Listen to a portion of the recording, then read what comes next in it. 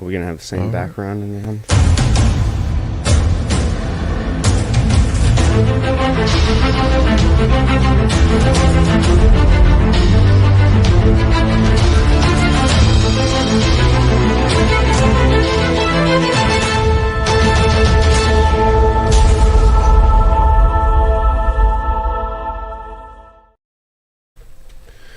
Chris, welcome back. James, thanks again for having me. It's good to be back. Well, I know we had a few technical difficulties in the last one. I really wanted everyone to hear the last part of it because I think it was some of the best, stuff. So Yeah. I'm really glad you came back. Yeah, Super you know what? glad. I had a blast last time, and I think we should see it through and see where we go this time. Which tangent are we gonna take? I agree. I have at least it looked like 4 more questions that we kind of missed Yeah, sure with thing. the sound issue. So yeah, let's get back into it. Cool. All right. Do you ever have any desire or aspiration to write music? If you did, what genre would it be? Classical, jazz, musical theater, or what? I've always, I'll just start with this. When you study music, there are classes it's called written theory. And a big part of those classes are actually learning how to write music, harmony, structure, and everything, what key and how they all work together. I was always interested. Is it probably because it makes it easier to learn how to read if you're writing at the same time? Read and what to do in performance. Okay. Learning the foundation of, basically what harmony, because the harmony actually determines how we perform, believe it or not. Yeah. And so there's things called cadences and kind of tension and release moments that are built into the music with certain combinations of notes. Some are more dissonant. Familiar with that, actually. Yeah, and so okay. you kind of go from, dissonance to a consonance or tension to a release. And so knowing where those moments are throughout an entire piece and how they relate to each other at certain points within the piece is what we study in written theory. And then, in private lessons, I'm taught how to kind of perform that thinking. And so, but in those classes, so I'm learning how to write. We have to compose music, but just in short examples. And I was always interested in it, and I've, one day maybe I might write one piece, but for now I'm way too busy doing so many other things that it is in the back of my mind, maybe not even in there on a daily basis. So like retirement. Maybe. It's funny, like that's the one thing I always hear is musicians never really retire. Right. I mean, so my clarinet teacher that I had in middle school and high school, he still plays. Wow. And I think he just turned 95 years old. Okay? Wow. And that's actually, impressive. and this summer, he did a performance, like a duet with one of his other former students. And a lot of his students went into music and, still perform. But I'm, at 95 years old. How amazing is that? That's absolutely amazing. And so all the, the clarinet players that are playing currently, when you're in band, class or whatever, in band period, in, elementary, middle school, and you're sitting there and you're like, man, this thing's killing my mouth. It's, it's going to ruin me for life. It's not going to ruin you for life. No. Keep on doing it. Yeah, you can do it as long as you want. There awesome. is the abilities kind of deteriorate a little bit, with anything, just through age. But if you're healthy, try singing at 95. Well, yeah, right. Well, again, I think I said this. Nobody ever wants to pay me to sing. That's not gonna happen, and I totally understand why. I can only imagine what I sound like in the car and in the shower when I'm like, trying to wake up in the morning. You just have to not care, Chris. Well, yeah. It's really difficult for me to do with music. That's the only thing. I bet. I always say it. I've always said this. It's just like when I hear myself sing, I love doing it, but it's like my voice just sounds like gravel to me. I don't know. It's like nails on a chalkboard. Because you've heard so much good music. Exactly. Perfect notes and all that. Yeah. Yeah, and so when I hear real singers, I'm like, yeah, I just don't sound like that. There's no way.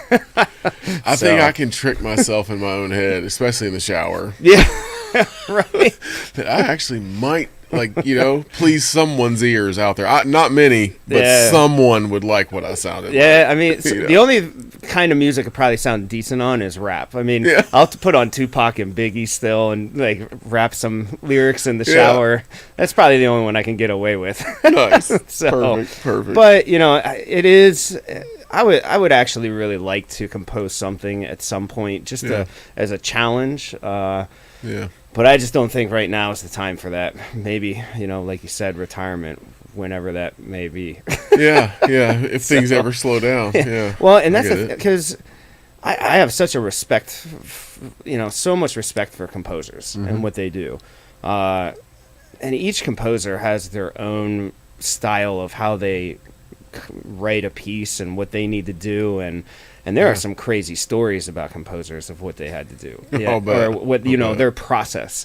Some, like Mozart, it's just all up there in their mind, and they put it right on paper. Yeah. But some it genius takes, level. And it's interesting because other people had to lock themselves in rooms and just do it for hours and days and days and days. But it's this is the interesting thing. It's both genius quality. It's just like the process in which they went about it in order to write this piece of music is kind of just impressive. It's like any professional athlete. We talked a lot about comparing music to sports. And it's no two athlete probably has the same process of how they became great as well. And it's kind of the same thing. So yeah, maybe one day. I don't know what that piece is going to be. Who knows? It could be, maybe it'll, I don't know. But down the road, I think I would like to do something. Yeah. Well,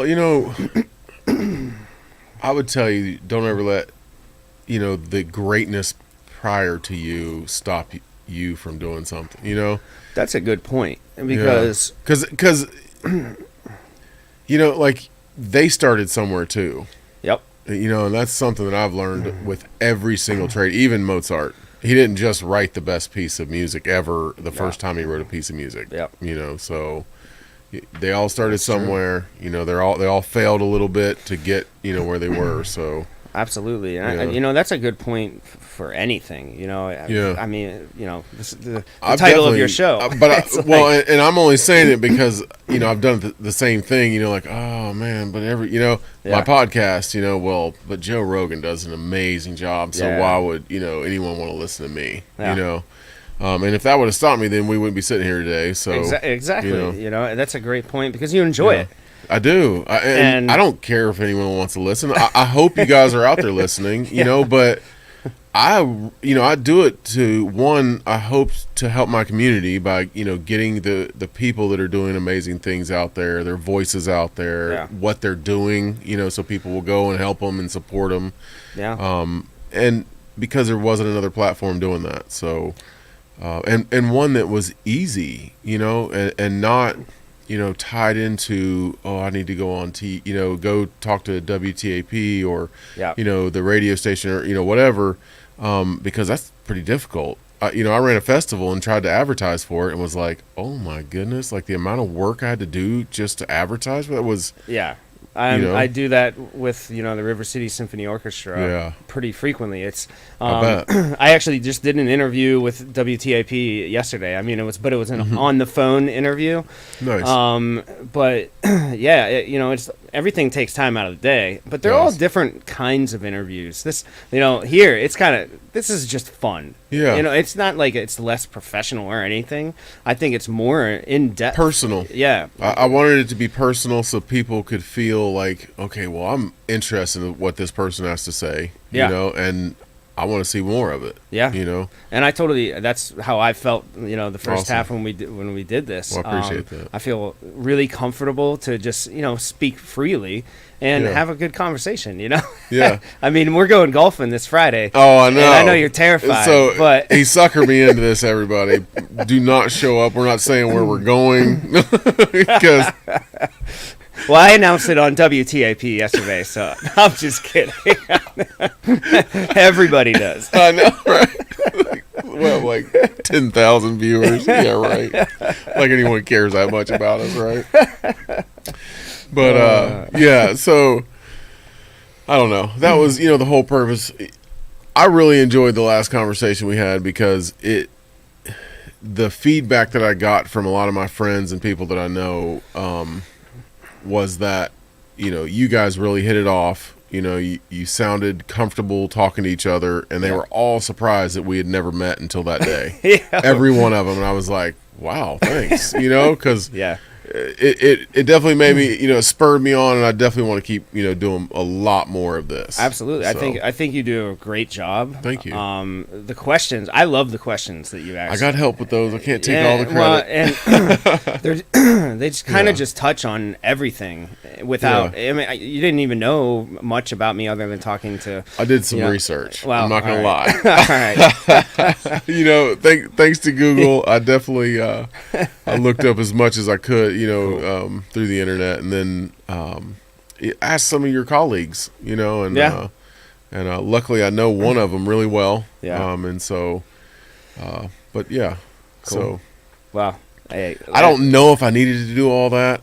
I really felt like if we would have just sat down, and if we weren't trying to promote what you're doing, then we would have easily sat down and had a great conversation last time. No doubt. Totally agree. Yeah. Absolutely, man. And I think that your colleague Martha, I think that she must have seen something, and she's she is she's been in this field forever. Yeah. And I'm not calling you old, Martha, I promise. Love you. Nothing but love. Right.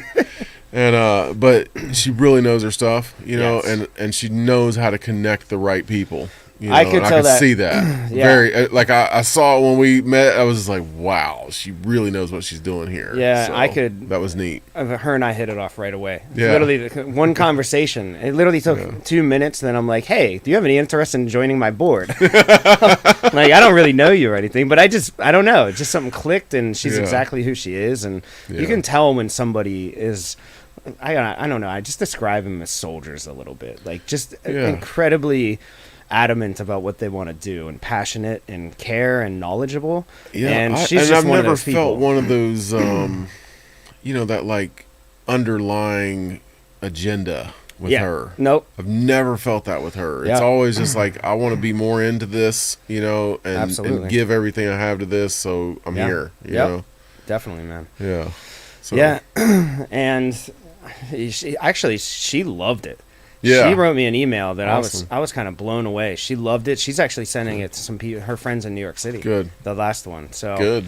We'll make sure that she sends this one as well. She thought we were hilarious together too.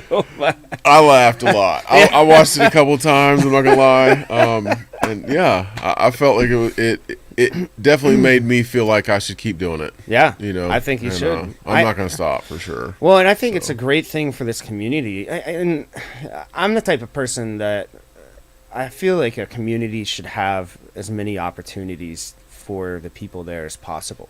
And that's kind of what I'm modeling my presidency after is, offering more opportunities to not only the youth, but just everybody who might not know what an orchestra really is. And I guarantee those people are around here. And, I think I talked about this, it's that relatability factor with the orchestra.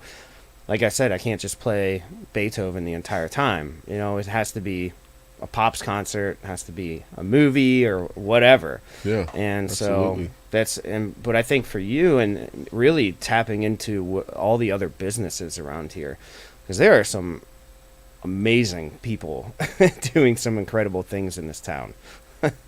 So, yeah. I agree. the funny thing is, people ask me all the time. I've only been here for almost 7 years. Yeah. And people ask me all the time, like how much do you like it here? Yeah. And the thing that I have to answer is that I don't love the weather. I mean, look at lately, it's, we kind of get like the worst remnants of all the hurricanes, and we get, which is great for farming. You know what I mean? It's sunny and then horrible rain and then sunny again. Yeah. Horrible for kayaking and hiking and all the stuff I like to do. But the biggest thing that's kept me here is the people. Yeah. I have met some of the most amazing people here, and that's, I don't think I'm leaving. Yeah. I don't see me leaving. And I've kind of lived all over. The Navy took me all over.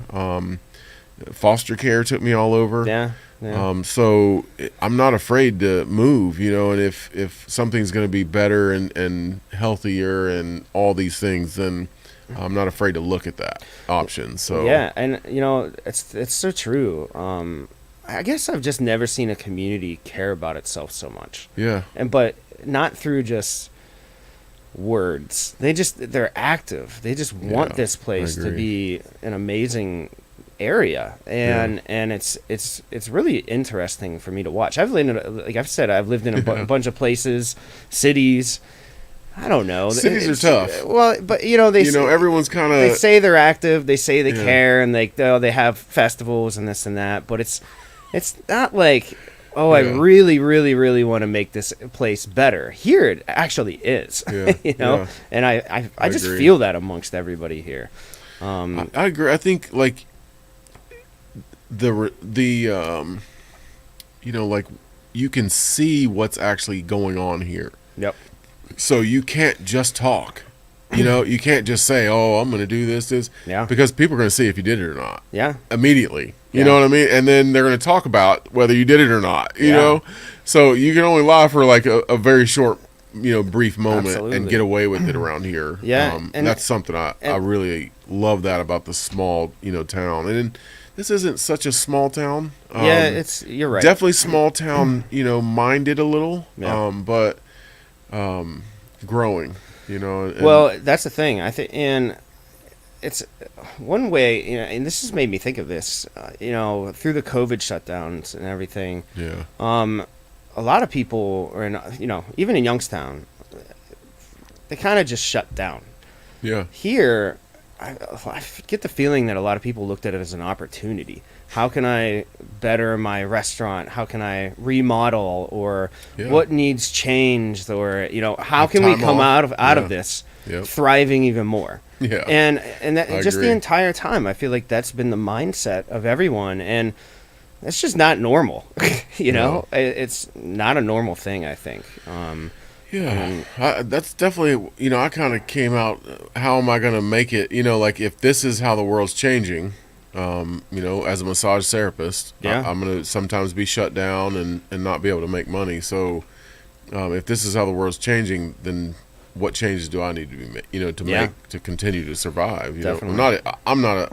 I used to be a survivor, and I'm still a survivor, but I love to thrive. Yep. And I don't like to just barely make it anymore. Yep. I think that's a great statement, and I think in order, I don't know, because I relate to that, and like my drive to thrive now comes from having to be in a survival mindset for a little bit. Yeah. And like figure that out, because it really taught me who I was and where I wanted to be and what I wanted to do.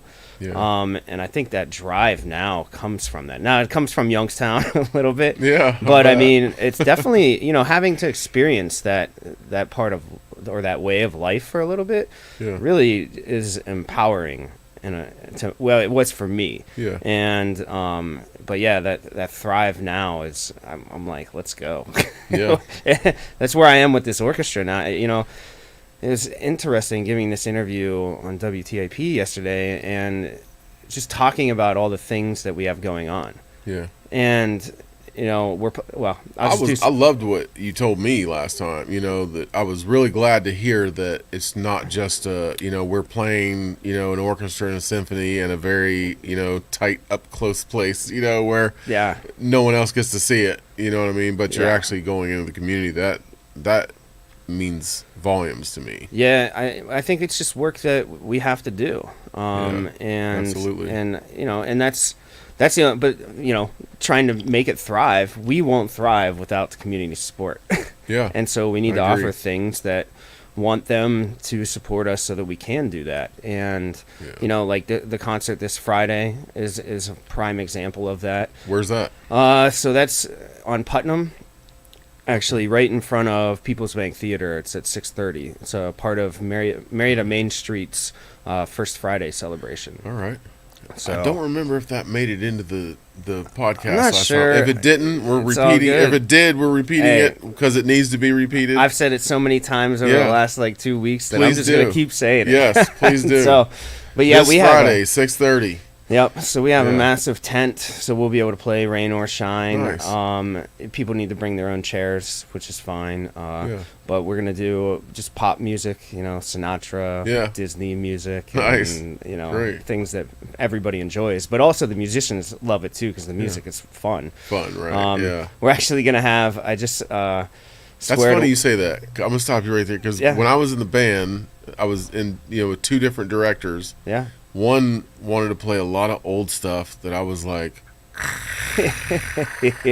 going to sleep now. Yeah. And the other one wanted to play, a lot of more, modern, like hip stuff. Yeah. I love that director. Yeah. Amazing. Yeah. He was a lot of fun. We learned, I really got seriously into it when I played stuff that I really enjoyed. And, I think that's important with music. Absolutely. And you know what? It's important as a listener and audience member too. But it's fun. Pop's concerts nowadays are, even for a musician, is it really as fun as the highest of the high art, I guess. Right. But you know what?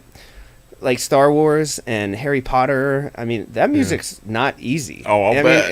It doesn't sound easy. Some of the most amazing, I think, music written recently, to be truthful. And it's movie music, but they're full pieces. Oh, yeah. You know? And they definitely, stir an emotion. Absolutely. Absolutely. I mean, and memories for me, so. Definitely. I mean, when you can stir both of those things, that's heavenly. Well, and that's the thing that I've also been saying is, when we do the pieces like that, it allows people to be like, hey, maybe this is something that I'm going to enjoy more often.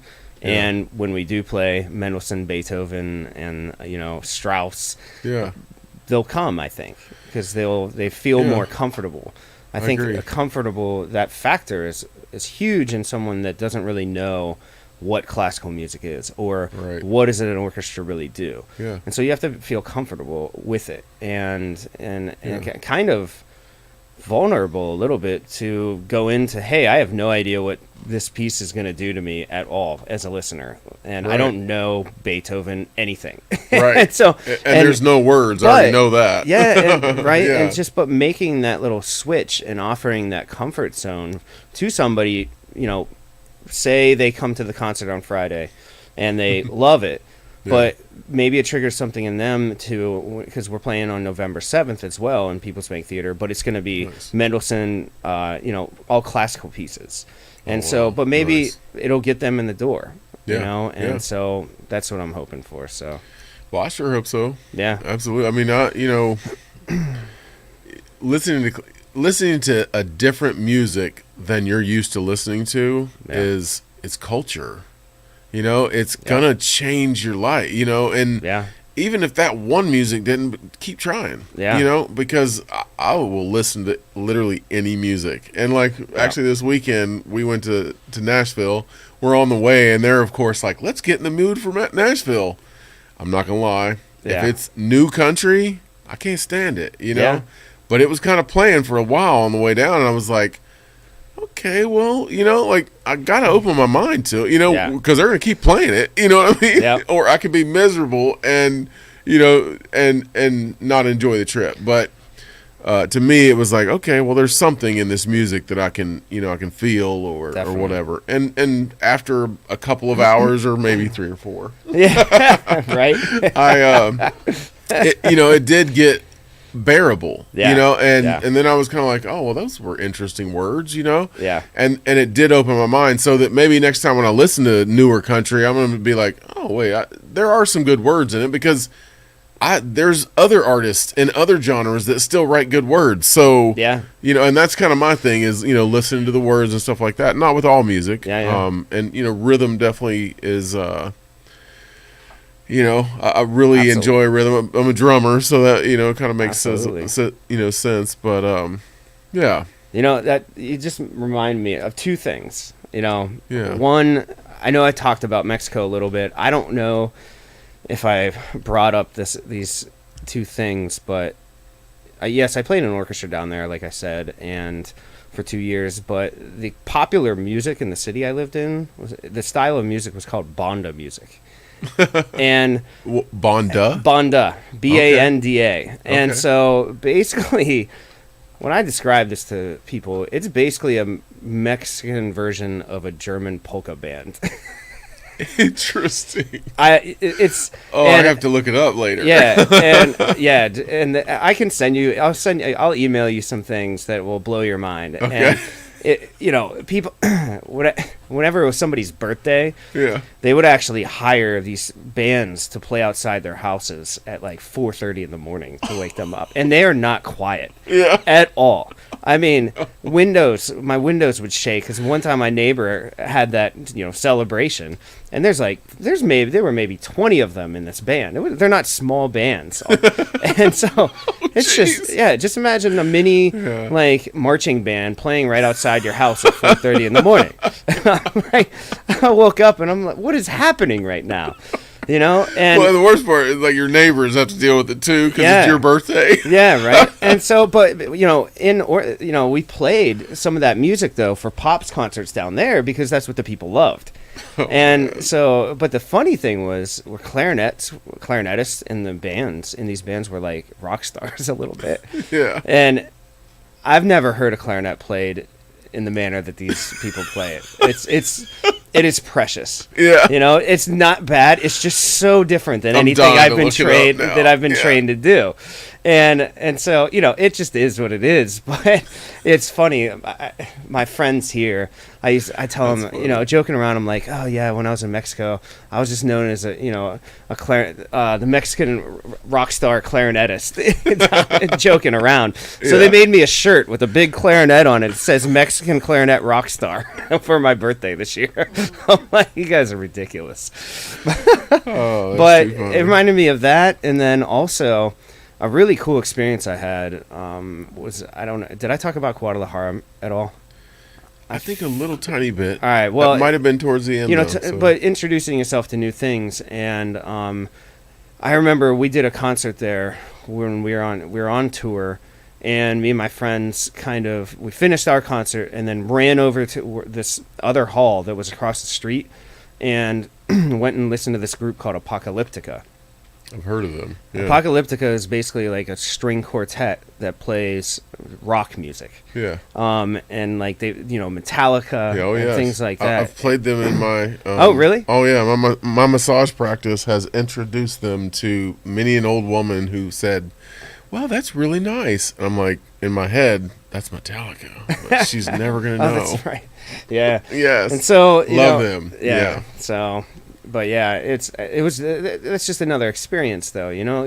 Hearing different types of ensembles doing different styles of music too is pretty, I don't know, enriching. I think I love it. Yeah, I think that I think it's what's going to continue to keep classical music alive, and those specific instruments. Yeah, you know what I mean. We have to be able to perform everything. Absolutely. And I don't think classical music will ever really go away. To be truthful, I don't think so either. But there is a sense of disconnect that we need to fix, and that's kind of what I'm hoping to have happen with the River City Symphony Orchestra here. So yeah.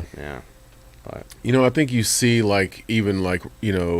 heavy metal guitarists trying to play lighter stuff to get more of a audience and all that. So Yeah. I would imagine with classical, which probably obviously doesn't have the biggest audience, obviously, Well, I mean, here- we see who Well, makes the most even- money in music, you Yes. know what I mean? Well, and, yes, and yeah. it's definitely not classical music. Yeah. You were pretty spot on. But I would imagine, you probably pay a lot more to actually go watch really good classical, you know what I mean? And Some of those seats are expensive. right? Which makes it a little harder to Yeah. fill those seats, I would imagine. Exactly. So, And not that it's elitist, but it has the stereotype that it is Yeah. elitist. right. But No one would ever say that when you went and spent 400 or well, I'm not even going to admit how many I've spent to see some of the bands I've seen. yeah, No one's going to be upset that you spent even 1,500 to see the Rolling Stones. Yeah. You know what I mean? exactly. So, And that's the other know. thing that I was reminded of. Is just talking about, you went and saw country music and, Yeah. maybe it opened up your mind to something. And I think it's important for us to step outside that comfort zone and see what else is out there. Yeah, I'm agree. going to 4 concerts through December. I'm Nice. going to see Mark Anthony. okay. I'm going to see Eric Church in this country. I'm like, Mark Anthony's still playing? No, Yeah. I'm just Yeah, Eric Church. I'm I'm going to teasing. see Dave Matthews Band. Oh, yeah. And then I'm also I would going to see definitely go see I'm that. going to see Phil Collins play with Genesis also. Awesome. But I mean, Oh, I'm jealous you want to talk now. about? Well, it's in December. Hey, if you want to Oh, go, wow. it's in December Yeah, I might have to look into that. in Columbus, actually. So, Okay. yeah, Nice. but I mean, I don't know. None of those are really similar. Right. No, not really. And yeah. it's, I don't know. I think it's important to have that be a little bit open with what you kind of like, and because a lot of I people. agree. This is the other thing. Depending on where you live, even, do you think rap's as popular here as it is in New York No. City or anything? What's probably more not. popular? Yeah. Country music here, in a way, Probably. you know? Yeah. Yeah. And so, like, not allowing that to affect how you think and, experience just new things, I think is important. agree. Like a responsibility as a person. I don't know. Maybe I'm getting too out Well, there, but one of the things, I love that you say that.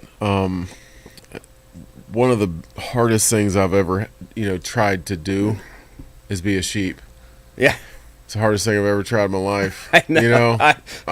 Like we were actually discussing like the rebel in us earlier in the car, and No. it comes out sometimes in bad ways, very few times. Yeah. But it always helps me to not just follow and say like, okay, well, I'm going to like that because they do. Yeah. Which has, brought me to an extremely individual place in my head, Yeah. where I can, really enjoy myself, the time by myself, Yeah. because I can find music that I always find music that I can listen to, and I don't have to have that, I Yeah. can deal with silence, but it's always, a little more enriching to have, that silence broken with some, really good music that you can get into, and, maybe it's the words, maybe it's the rhythm, whatever it is. Yeah. Big fan of that. Huge fan of that. Man, I can relate to everything you just said Yeah. so well. Like cannot be a sheep And either. I would imagine. Yeah, I would imagine as any musician playing any instrument, it would be extremely hard to just like, oh, I'm just going to do what they tell me. Yeah. Like I know I can do this just a tiny bit better than the last time I heard it, Yep. and I'm just going to do that. Yeah. I'm not gonna do it better. I'm just gonna do what the last person said to do or what they did. Yeah. I can't imagine, and I think that's why I've seen, I think that's why music's always gonna carry forever on. Is because the next hope, person's right? always gonna Yeah. push that that envelope just a little more and be that much more creative or. Yeah, I mean, who knows what's gonna? I always get excited to see what's gonna come out. I do too. I do too. It's because I've seen it, go from like, whoa, I don't like what's happening to, Yeah. oh, I like this trend, Yeah, and then yeah. again to, oh, I don't know, but it Yep. keeps going back and forth, Yeah. it's a balance, Absolutely. I've enjoyed watching that, and then the funny thing I've noticed too is that sometimes when they get into the trend where I'm like, oof, yikes, what are they thinking, then maybe 4 years down the road, 5 years down the road, I'm like, oh, what song wasn't that bad, actually? You know what I mean? Yeah, So you can kind of go back and say, like, oh, well, now that I've heard it 6,000 times on the radio, yeah, it's actually not so bad. definitely. Gosh, you remind me of so many things, and like because I forgot about these things too. In Mexico again, so yeah, we played banda music, but we actually performed with banda bands too. Oh wow! And so it's that was an experience, but I just remembered they have Semana Santa, which is basically Mardi Gras down there. Okay. And so the one time we actually played with a mariachi band as well, and we played in we were in Mazatlan, and God, I think there had to be 100,000 people at this concert. It was wow. It was unlike any experience I've ever had because I mean it was kind of funny. The orchestra members, we're all having a blast. The mariachi band is having a blast, and we're actually passing around a little glass of tequila while the concert's going on, and having like a drink here and there. But which it was a blast. It didn't matter if we missed one note. I mean, naturally, we don't want to, but it was more for just a good time. So, yeah. That does sound like a lot of fun. And I'm not gonna lie, especially because of the tequila. No, right? I don't know.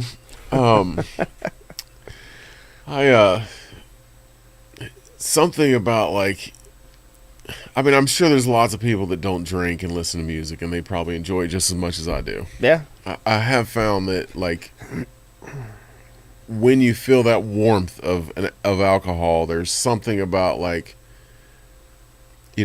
I can open up my mind to a little more of the notes in the music, or the words in the music, or listen to the words, actually of the music, and like, what is that artist trying to convey? Because they're all trying to say something. You know, definitely.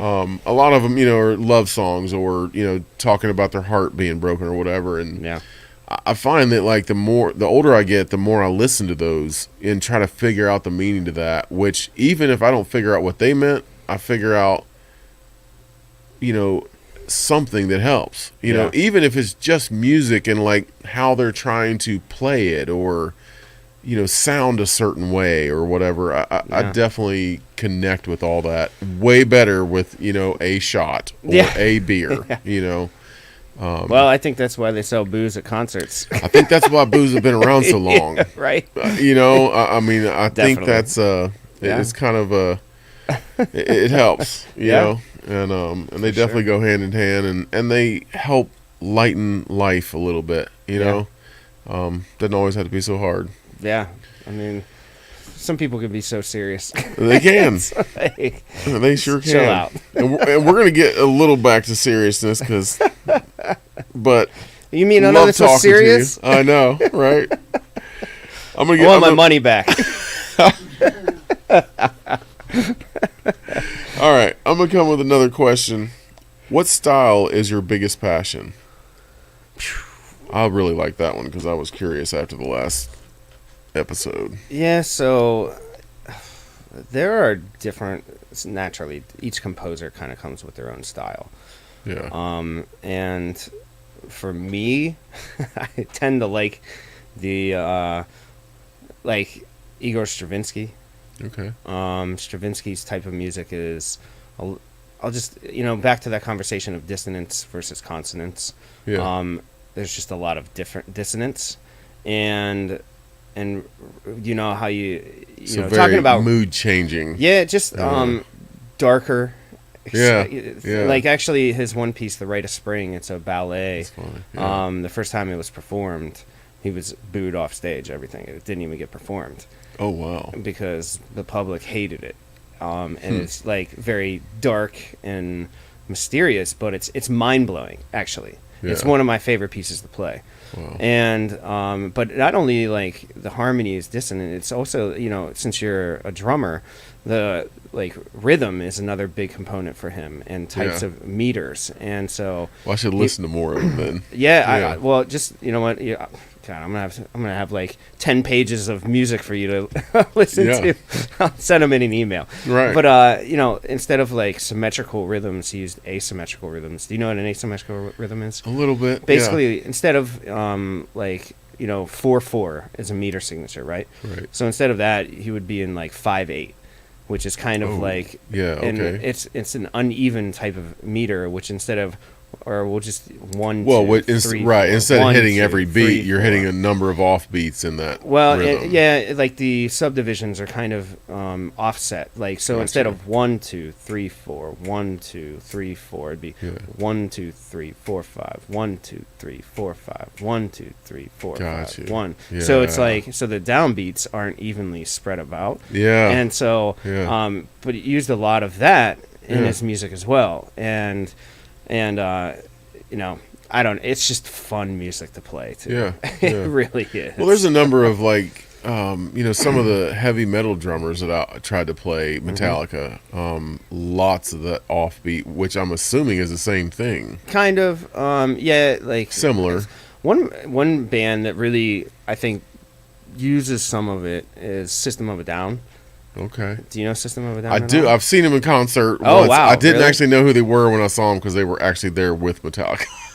Wow. God, that had to be an amazing concert. Oh, it was. Holy absolutely. Cow. Well, there was System of a Down isn't even together anymore, right? Or I don't know. I never became a fan even. I mean, but I'm going to be honest. Like, I was there for a reason, and I saw the band I wanted, and I don't remember System of a Down very much. Yeah, so. I've just always liked their music. But they're kind of very rhythmic oriented as well. Right. And so I'm sure I know at least a couple of their songs. I'm sure. So. I bet I can guarantee you've heard them at least some. Yeah. So it's a little bit more dark oriented too. Okay. Yeah. So okay, we're seeing a pattern.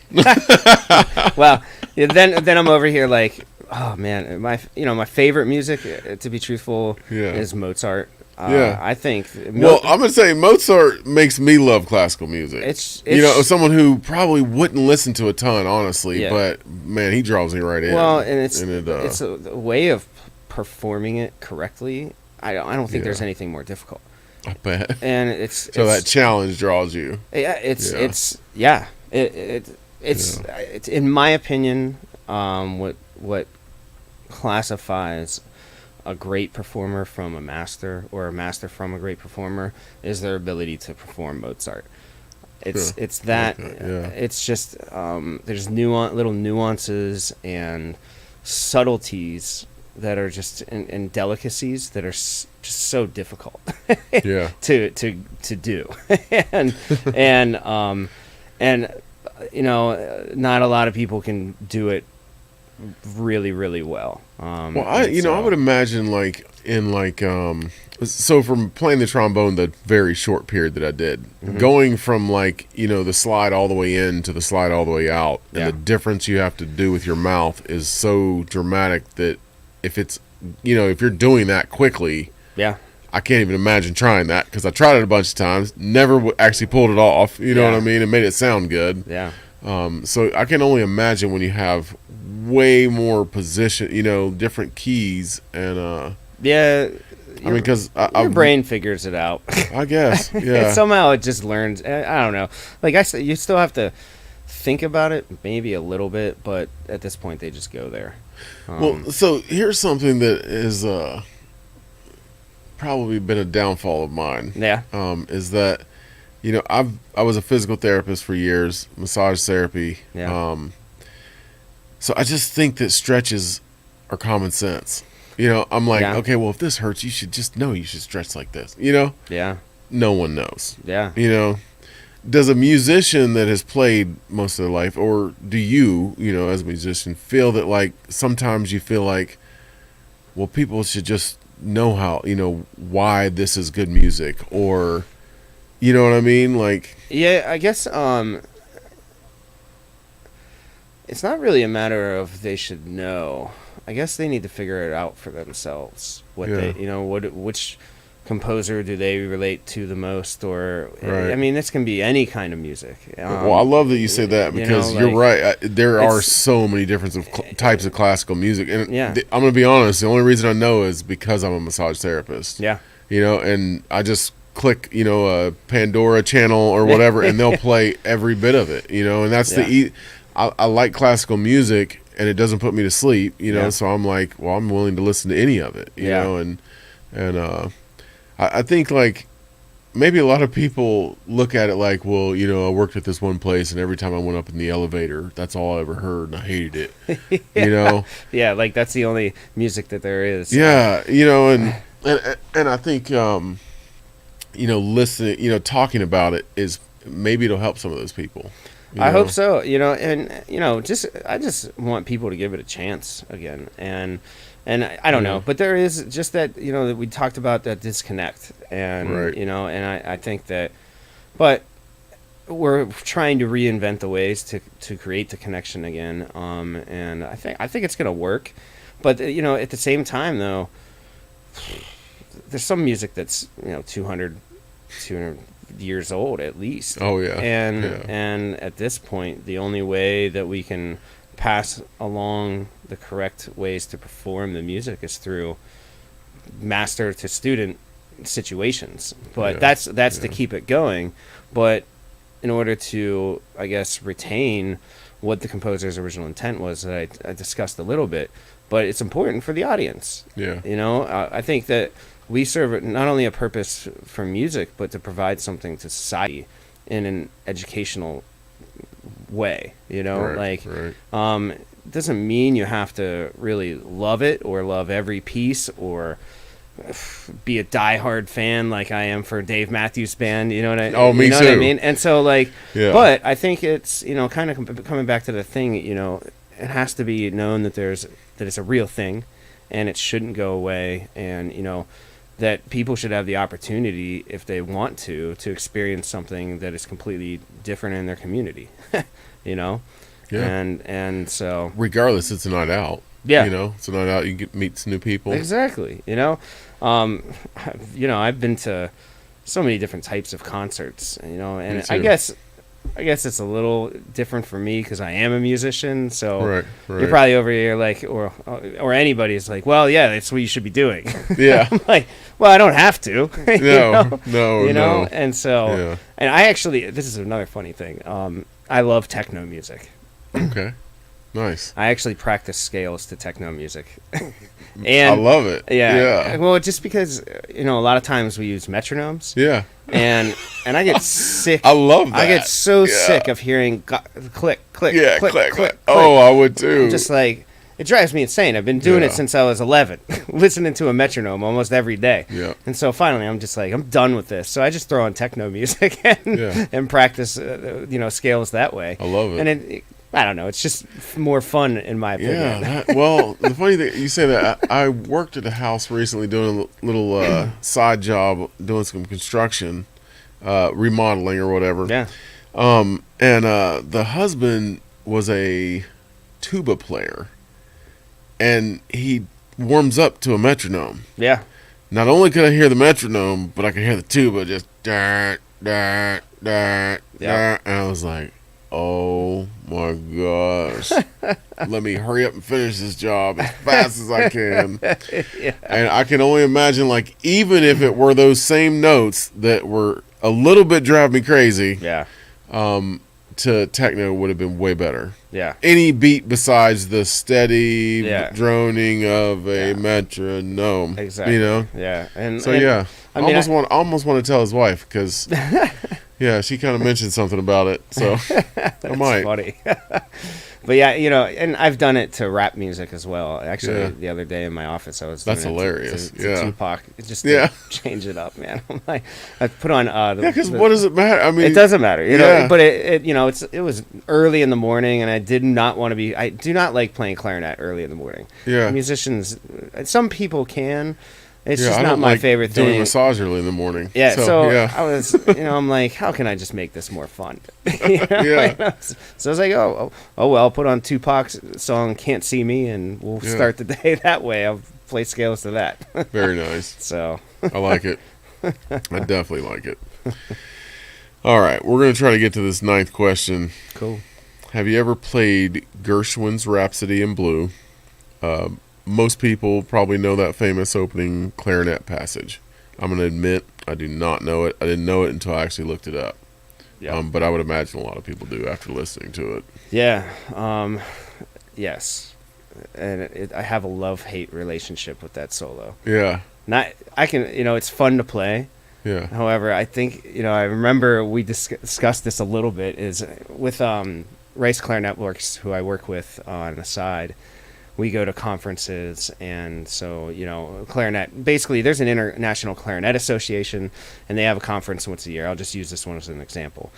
So because it's a clarinet, festival, every clarinet company and, multiple from around the world come to these conferences. And they all bring their products that they make, mouthpieces, barrels, kind of the same stuff we do, but you can tweak things and have different bore dimensions and dimensions in other places that affect the sound. So people are allowed to walk around to booths and try stuff, try their equipment. Yeah. Everybody plays that solo to try equipment. And so all you hear for hours at these exhibit booths are that solo screaming everywhere. And it's painful. And some of them, imagine, and you probably can't play a clarinet quietly. Not that solo. No, it's not meant to be bet. that. And and some of them just don't, they just can't really do it that well either. And so I love it. It's a fun excerpt to play, and it's like any song, until you've heard it 10,000 times, it's no longer pleasant. I mean, it's but at these conferences, it's just like stabs you. It's like, I'll bet again. And then I'm sitting there thinking of it actually, and I'm like, oh, there's some seriously sharp notes in that song. So I'm like, oh, if I heard that more than like 3 times in one day, I would just be like, oh, let me get out of this building right now. And and people come to our booth and try things, and so we're this far away, and it's screaming at you. Oh man! I mean, we have to do what we have to do, and I understand why they're. Well, I don't really understand it because I don't try stuff with that excerpt, but but people also just like to kind of have fun and maybe show off a little bit, and it is one of those. Is it like known as the toughest thing to play in as a clarinetist? Not really toughest. It's just another. It's just different from whatever else is out there. Yeah. Coming back to I was each curious composer after is listening different. to it. I was like, that sounds really hard. So I was curious. It was. I mean, like it is difficult. Maybe like top 10 hardest piece. I don't even know about that. It's like there's just a bunch of hard music. Yeah. And to do it really well, practice. Yeah, and so I don't really know if there's an order of what's the most difficult, but you do have to do different things physically in order to be successful with that excerpt and do what is necessary, because it's influenced from jazz and so in jazz clarinet they bend notes and do a lot of things that classically trained clarinetists don't really do all the time. And but the opening note, there's this glissando that you have to actually bend and distort the sound on the way up. Wow. And so that's pretty neat. So you're physically doing something different while you're playing in order to achieve this bend, if that makes sense. Yeah. So, yeah. No, it makes a ton of sense, actually. I mean, kind of like, if you were, pulling a string on a guitar to make it, hold and change a little bit at the end or whatever. Makes a lot of sense. Yeah, exactly. Yeah. So, but, is it difficult? Yes. It's difficult to learn, but once you learn it and how to do it, it's just, your body remembers things. Right. Well, your mind does, and then, muscle memory or whatever. Well, I was going to say, I hope my body remembers what my mind does. And so, but it's really fun to play. Yeah. I'll say that. But, I guess I'm giving it a bad rap because of my conference experience, but it's not really like that. So. Gotcha. Yeah. Well, I was going to ask Leslie over there, do we have any comments on Facebook we should answer? I'm going to let her look at that. Yeah, I'm going to take a quick break real quick. Sure thing.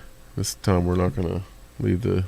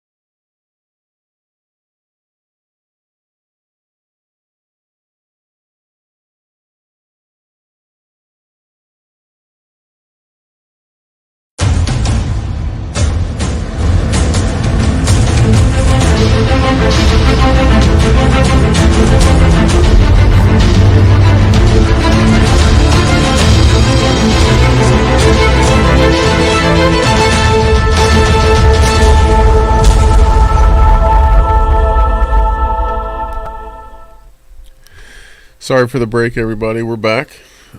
Still got Chris here. Still got me here. Aren't you lucky? I do feel lucky, actually. Thank you. Honor's mine, man. So, I have one last question for you. It's a little bit of a deeper question. Yeah. I'm hoping we can have a good conversation about it. I hope everybody's still out there listening and haven't gotten bored. I don't know. Even if they have, yeah, I know, right? Even if they have, come back and watch it later. I felt like this last question, I wanted to save it for the end. Yeah. It was something we could look forward to. Do you ever look at your music as therapeutic for yourself or others? Yeah. And definitely give me the best explanation you can about that. Yeah, I think probably more therapeutic for others. Because it's such hard work on my part to deliver the composer's intent, which is my job. I think I explained this a little bit, where it's kind of three levels. Like, you have the composer, performer, and audience member, or the listener. Yeah. And in a way, like, I'm trained to be the messenger, if that makes sense. Yeah. So no, it makes a lot of sense. And so I have to do a lot of work in knowing every composer, their style. Right. Yeah. What is it that they really... Because if you look at every piece of music, it's just sheet music with a bunch of notes on it. Oh, yeah. I mean, they sound differently and everything, but Right. but you can... But depending on which composer you're doing, there are, like intention. Yeah, kind of. Yeah. Like, each note has a different length that might be the same type of note. Like Right. a quarter note in Mozart style, I'm not going to do that the same as Igor Stravinsky style. Okay. Even though they're both quarter notes, they both have the same rhythmic value. I'm going to treat them differently based on their style. And so, Wow. that, as the messenger, that's my job. And that's why I say, like, that master to student relationship, that's why we study music in the way we do, because it has to be that detail oriented. Yeah. And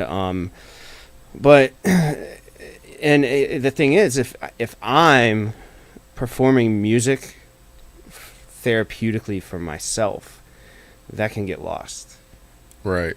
I may Absolutely. I may take composers and treat them the same because it's my intention, or what I want to be therapeutic and feel good. Yeah. You know what I mean? So Well, I'm going to say something. What I'm hearing with my simple mind is that, such as going to, a Grateful Dead cover band, they're going to play it how they want to play it.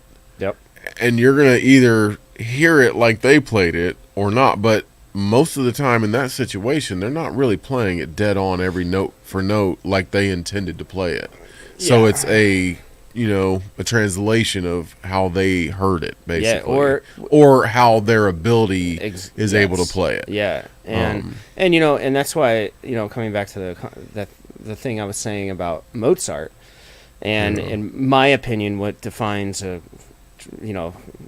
what makes a amazing musician sound the best, or is their ability to play Mozart, because of that for that reason. And but for me, it's just but I've also been trained like that, feeling in music. This is where it comes from. I'm trained to remove feeling from my performing. Right. And to use just thought and to think about what I want to do instead. So think about what I want this music to sound like, but retaining the composer's intent. And because I have to, relay that to the audience. Right. But that is retaining, educationally. So when you're an audience member, you can hear the difference between each composer. Right. If I played Mozart in the style of Stravinsky, it's not going to sound like Mozart anymore. Yeah, I get that. Because it's, articulations is one thing that really kind of differentiates composers, and so like different lengths, so like kind of that analogy of the quarter notes. If I'm going to articulate those two quarter notes differently, and so that also makes it sound different as well. Well, and I would imagine like warming up to something besides a metronome would make you way better at that. Well, so that's because you're going to be kind of playing notes in a way different way than just it's kind of scales are just the foundation. Right. If we have a house without a foundation, it's just going to sink. Yeah, So I need that foundation of daily. Just it's not really mindless. It's just making sure the oil is good in the car still, like riding a bike on a flat street with nothing in the way. Yeah, right. It's not going to be as fun. But that allows me to perform at the level and where I need to be, so that I can think about these composers in this more detailed in this detailed way. So because that's my job, at least that's how I think of it. And so, but you know what? I will say this, maybe it's semi-therapeutic in the sense that I'm doing that I'm kind of serving the composer. Right. And so I guess I do get a good feeling out of doing that. So I guess I get a good feeling out of being selfless. Yeah. So, well, I'm a little curious because like something tells me, because I know I am, that there's at least a little bit of rebel in there. Yeah, well, there's a lot. There's a lot in me. Leslie had to chime in there. So, like through all of that training, where it's extremely like this is exactly how it's supposed to sound. Like, where do you let that rebel out? I'm curious because I'm sure a bunch of people. Well, would like to hear so that. this is the difficult thing. It's like you do have personal choices. Yeah. It's not feeling what I'm going to do with the music. So I have personal choices in something called phrasing. Okay. And I'll just use this as an example. I don't know if I talked about my dissertation at all, but like I think of now when I make a musical plan, I think of just one thing. Like dynamics, what dynamics are. So people that don't know, there are like the softest, soft, medium, loud, and louder are kind of the basic dynamic symbols. Gotcha. Instead of me using those, because of what I learned from an oboist, formerly from the Philadelphia Orchestra, he devised this system of like doing numbers from 1 to 25. Okay. And kind of going through the entire piece and choosing, like how we talked about harmony, where those higher numbers are going to be used. And in certain composers, you would never even get to 25. Gotcha. You would never plan that, because even though there are louder sections in that piece, the style kind of dictates what is really the overall loudest volume. So I make personal choices in that manner. Yeah. That helps support the composer's intent. And is he going to, like if you've been practicing and you maybe, make a choice that's a little louder than it should be, he might actually say, hey, wait, I didn't. If they're living. Yeah. and can do that. Gotcha. But it also, it is, so there are like systems of phrasing that allow personal choice in that manner. I was wondering because I was starting to think like, oh boy, the rebel in me would have never survived in an orchestra. So it's not like I'm just a robot. Yeah, this is the way it's done. Right. Blah blah blah. Well, because I've listened to tons of orchestral music, and I'm like, oh no, I've heard like different versions of every just like. Any other music, really. Yeah. And so I guess that, but that is, but the thing is every piece I have my set of personal choices that I make. Got you. But then they're just applied into what is there on the page based on who the composer is. Yeah. So it's, I guess, it's not really. actually, this is going to be interesting to you. Yeah. I had to learn how to be less rebel to get better, less of a rebel to be better. Interesting. And the reason is because, and this is in my doctorate, studying with my teacher at WVU and learning this kind of, well, I just was always told you're about musical maybe 50% of the time in your recital. And I'm like, man, I hate you. Yeah. Get out of here. What are you talking about? He's like, oh, well, you're being selfish and only playing for yourself. And it's just, when you do that, it's not musical any longer. And so you can only fight that for so long until you're like, oh, you know what, I get it. But you have to be able to get it and think that the music isn't about me.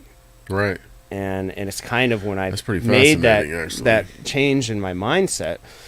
For me, I actually had to let go of looking at music being therapeutic, to be truthful, because it always kind of was in a way throughout my entire life. Right. And so there's even a sense to understand and try to get to that higher level of performing.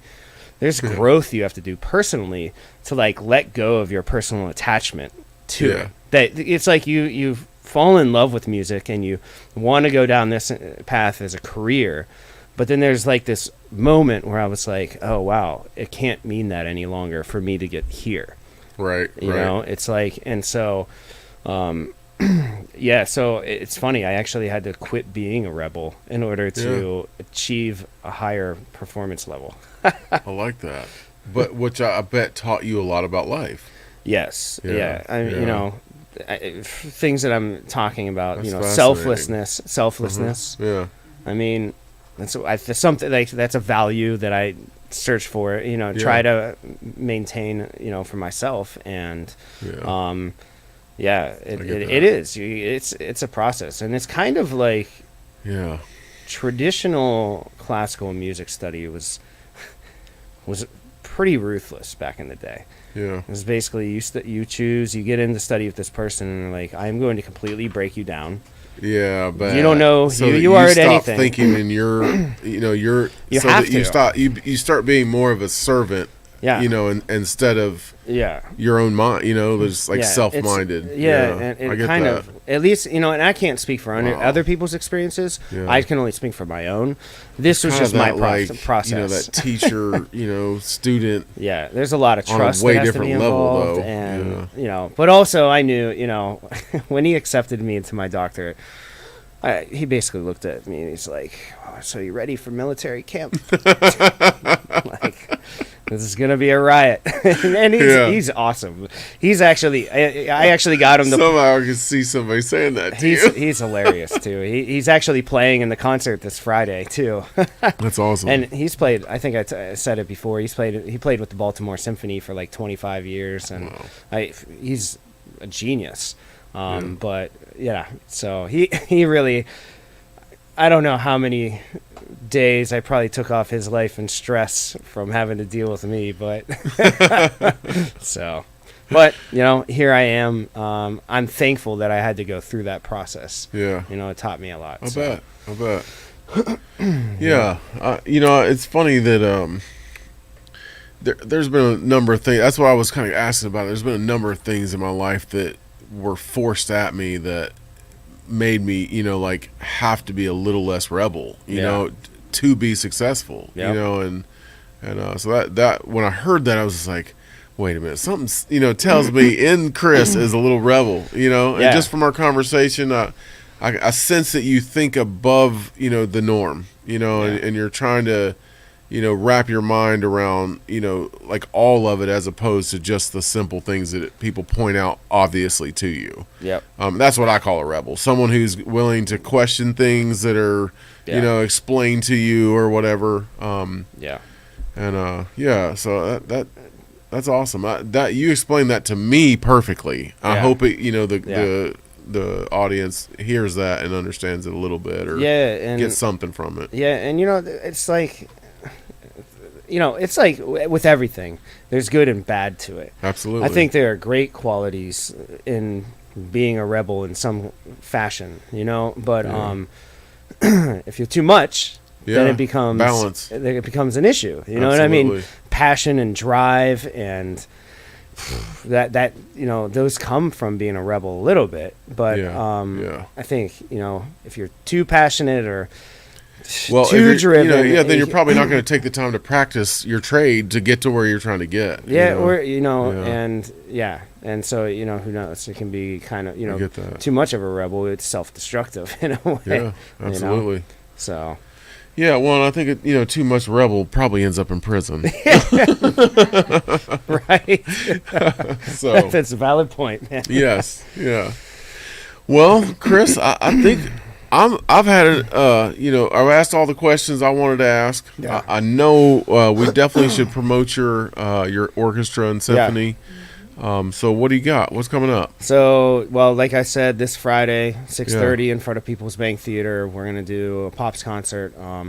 Really excited about that. We have so many sponsors that are helping out with this. Awesome.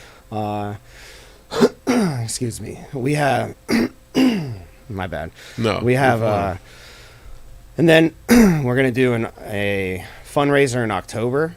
Nice. The date will be determined tomorrow in my board meeting. Okay. We're still trying to figure that out. And then in November, we have a concert in People's Bank Theater on November 7th. I will just tell you, if you want to hear classical music in an amazing theater, the People's Bank Theater sounds absolutely fabulous. Yep.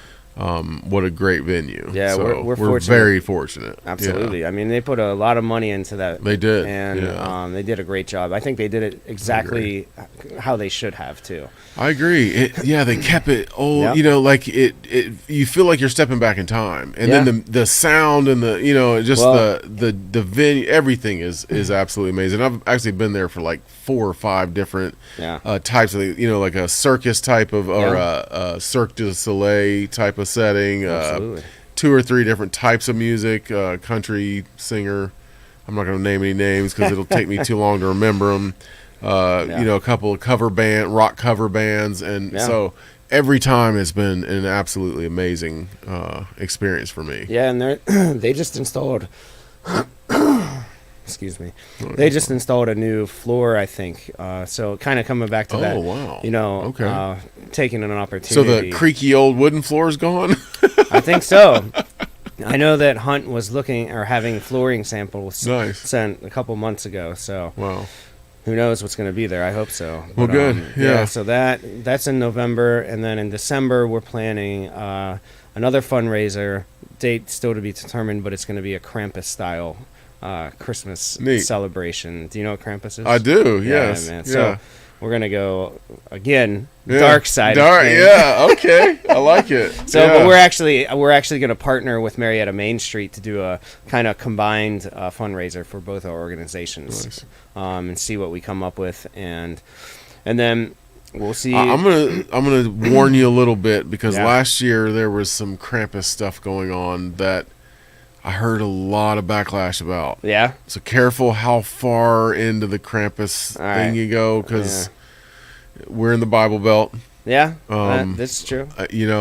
So careful on that one. If you want a lot of people and you're trying to hit both, sides of that's true. the spectrum, just well, we'll see what happens. I guess lightly. Tread lightly. Yeah. What took place around town that was oriented? I don't remember hearing anything. Honestly, I just remember hearing that. Like, oh, did you see I think it was like a parade or some float, or it wasn't that big a deal. There was a parade. I don't think I was in town. Yeah, I didn't think it was that big a deal. Some people did. Yeah. I'm sorry if I offend you that I said that. But, we're just gonna. I believe it was just a float that went. In the parade at Christmas that definitely offended some people. Interesting. So yeah. Well, I guess we'll see what happens. Yeah. I hope we don't make anybody mad. It's just for fun. It was from what I heard, it was more of the how it looked. Yeah. Demonish or whatever is kind of the thing. So I think if it's more just Yeah. I think this is the only plan to actually dark and musical. I don't think anyone. I think will that's what we're relate gonna it do. that Kind of way. just play more Christmas music that is not. Yeah, I would just say pleasing. maybe in the Bible Belt, stay away from demonish figures in the background or whatever. Yeah, seriously. Yeah, that might help. Yeah, so we'll see what happens with that, and then we have a meeting coming up, probably our last meeting of September. We're going to actually plan out all of 2022. Oh, nice. So I will have a full schedule, so I don't know if we're in the process of rebranding, so we'll have a new logo, website, kind of. It's taken a little longer. These things always take time, Oh, yes. We're all volunteers. Oh, yeah. And so my plan was in hopes of like September to have all of that finished and kind of be like, hey, here we are. But I think it's going to turn into more of like 2022 as we have a full season planned, unveil the new branding, new logo, and kind of go from there, see what happens. But all that stuff's taking place. Our goal is to have one event a month. And so for every month in 2022, I want to have something, either a fundraiser or a concert. Yeah. How it's kind of looking now is we'll probably go fundraiser, then concert, and just because we need funds. We are not the richest orchestra in the country, and it's not the easiest times in the world. It's about for the November concert, it's probably going to be around $21,000 to put on that concert, just one show. Yeah, and so everybody's like, Chris, go find us money, and I'm like, all right, I will. Yeah. And then I get asked, Chris, where's the money? And I'm like, just leave me alone. It's going to be there. I'll find it. But, it's not just me in the end. My board does amazing work. And, it's an honor to have them all be a part of it and willing to support the vision that we've created and hope to achieve in the future. So, nice. Yeah, nice. Man. But... Yep. Well, you're out here doing it. You're out here putting the work in. You came to my podcast. It's brand new. Yeah. I'm definitely going to push it as much as I can. I hope will. A lot of people start watching it. And the sweet thing about YouTube that I find is that once the video's on there, it's on there. It's there. And hopefully even in 10 years, maybe somebody watches it and says, oh, yeah, maybe. Yeah, in 10 years, I'll look on there and be like, wow, man, I used to be semi-good looking then. What happened? I know.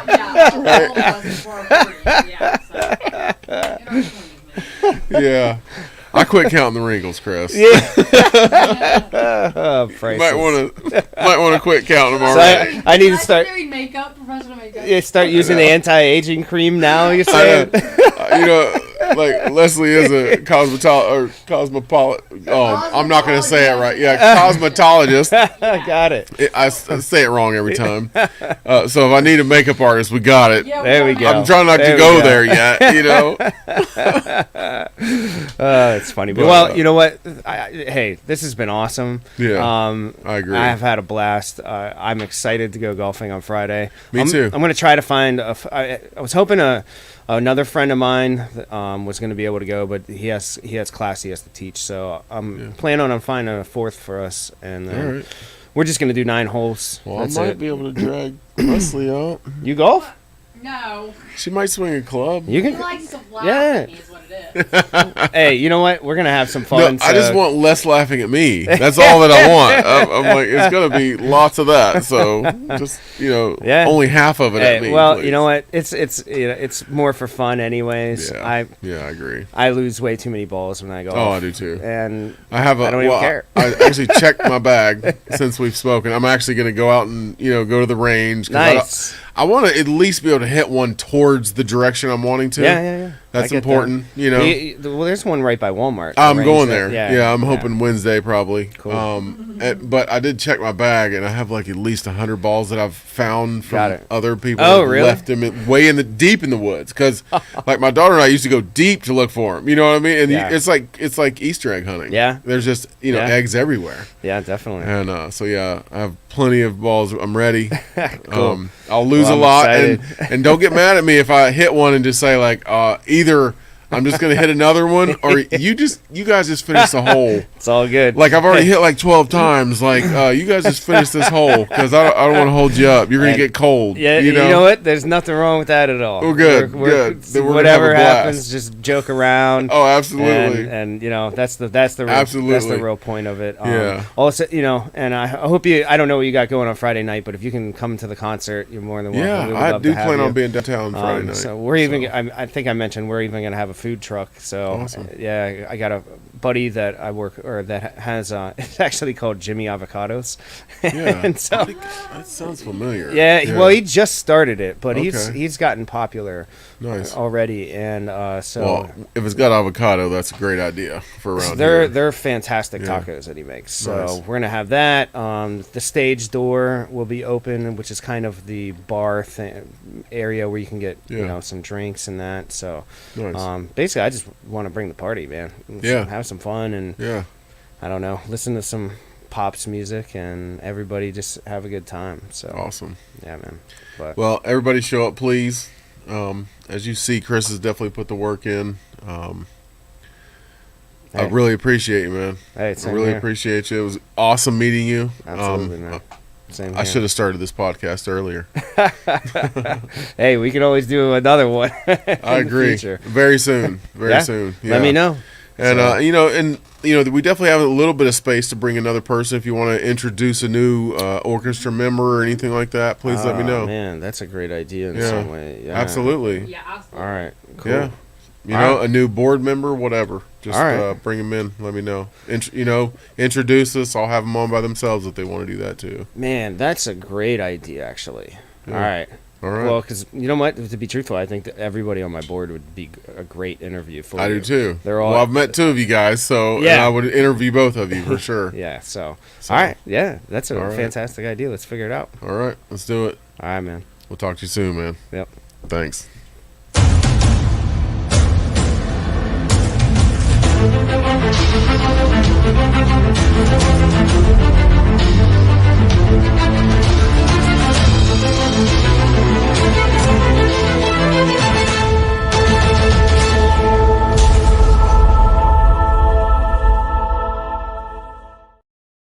He's just open-minded. He's game to do anything. I'll talk to anybody. I don't care. Yeah. I have a big mouth.